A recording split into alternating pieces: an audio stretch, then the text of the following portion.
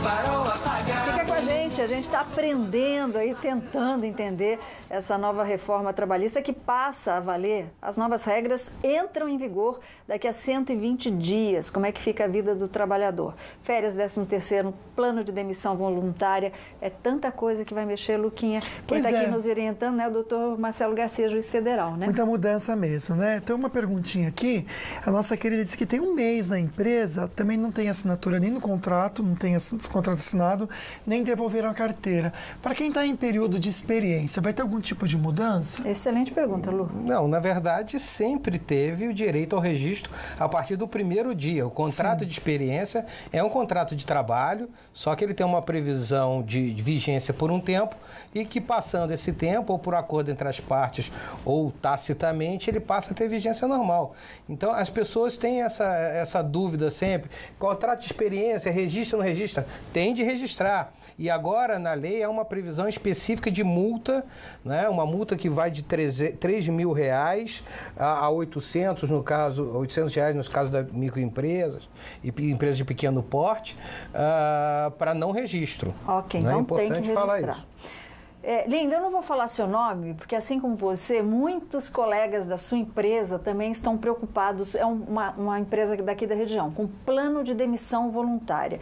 Eles querem entender como é que fica o PDV com essa nova reforma aí e a coação, porque segundo essa querida, a empresa está coagindo, ou seja, meio que obrigando as pessoas a aceitarem esse plano. O plano de demissão voluntária, ele tem uma previsão específica num dispositivo dessa reforma, que diz o seguinte, que ao aderir ao plano, o trabalhador, ele dá quitação quanto a todos os direitos do extinto contrato de trabalho, exceto se constar expressamente no PDV, no acordo, que não haverá essa quitação. Então, como regra, ele vai dar quitação de todos os direitos.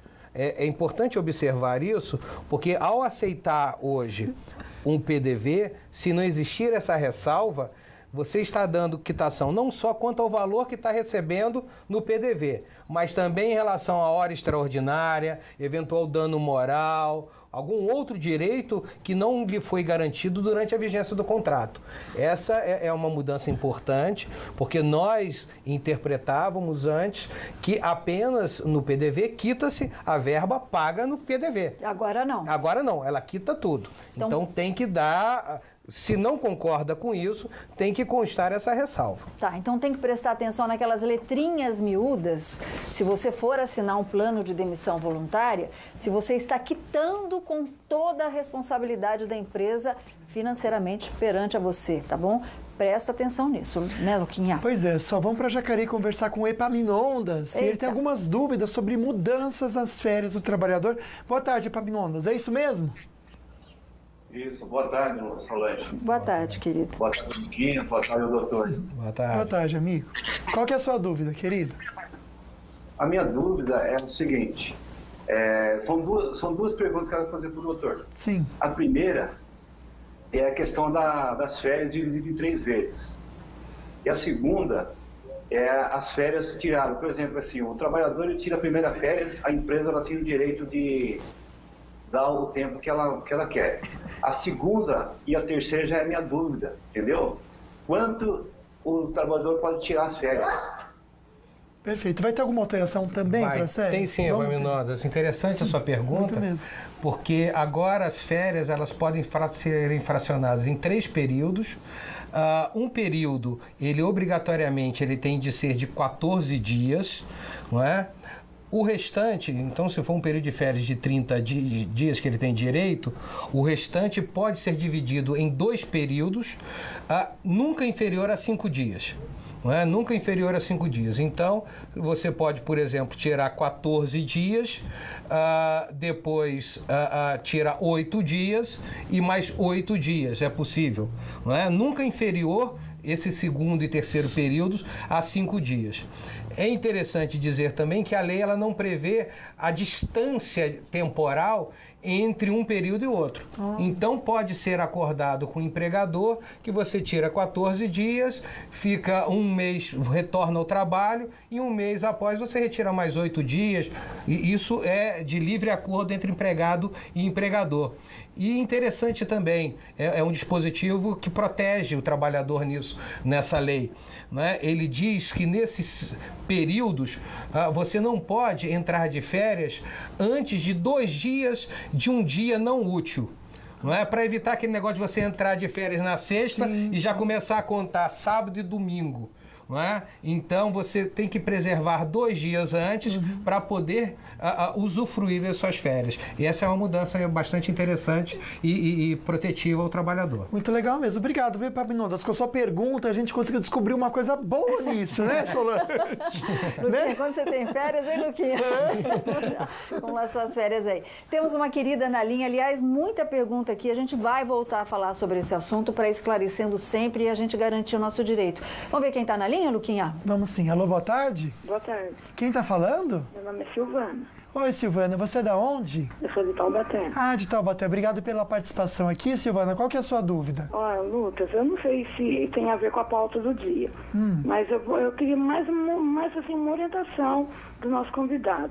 Eu tenho uma filha de 16 anos, né? E ela trabalha já quase 2 anos nessa casa. Né? Então ela trabalha de segunda a sábado, da 1 às 7 da noite, né? E de sexta ela dorme e fica sábado até às 5. Então eu queria saber assim, até agora não registraram a carteira dela, né? Eu fui falar sobre o direito trabalhista, falou assim que ela não tem direito trabalhista porque ela não é registrada.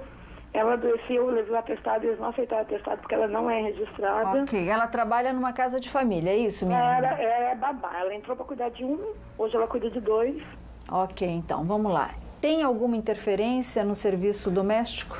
Tem interferência e, nesse caso, claramente, ou seja, não é porque ela não é registrada que ela não tem direito, ou seja, na verdade é o empregador que está cometendo um ilícito ao não registrá-la. Ela tem direito ao registro, não é? A todos os direitos. Agora, depois da alteração da lei da doméstica, ela tem direito a horas extraordinárias. Então, se ela trabalhar mais do que 8 horas diárias ou exceder 44 horas semanais, o que exceder a isso é devido como hora extraordinária. Ela tem todos os direitos. Na verdade, é o empregador que está cometendo um erro, mas ela está amparada por todos os direitos. O que tem que se buscar nesse caso é que retome a regularidade. E o mais interessante aí, eu além de ser juiz aqui da 4ª Vara, eu sou também o coordenador do GEA, que é o Juizado Especial da Infância e Adolescência Trabalhista. Ela é menor, né? Ela tem 16 anos, tem que ver quais as condições que essa menina está trabalhando. Não é? Porque maior de 16 pode trabalhar, menor apenas na condição de aprendiz, mas também ela tem de trabalhar num ambiente que seja saudável, tanto mentalmente para ela, quanto fisicamente. Então, ou seja, ela tem uma série de proteções e que a lei permite, ou seja, estão fazendo tudo errado nesse caso. Tá tudo errado. A gente sabe que tem muita gente com medo de perder emprego, minha linda, mas faz a denúncia, pode ser anônima no Ministério do Trabalho e procura o GEA. Procura para você ver como é que essa sua filha, como é que a sua filhota aí está trabalhando e denunciar esses patrões. Eles estão errados, Luquinha. Perfeito, Solange. Dá um toque aí para os trabalhadores que têm saldo a sacar de contas inativas do FGTS. Tem até a próxima segunda-feira, dia 31, hein, gente? Para conseguir resgatar esse dinheiro das contas, porque depois do dia 31 de julho, voltam a valer as regras gerais de saque do FGTS, que é demissão sem justa causa, aposentadoria, doenças graves, para compra de casa própria e também ficar 3 anos sem carteira assinada. O governo já avisou que o prazo para o saque não será prorrogado, por isso esse toque aqui para você não perder esse dinheirinho que é seu direito. Bom, quantos cachorros quentes você conseguiria comer em 10 minutos? A Solange, nenhum. Nenhum. Agora, esse homem comeu mais de 50 e a gente comenta com vocês por que isso, não sai daí. Mas que bom a gente receber carinho de vocês.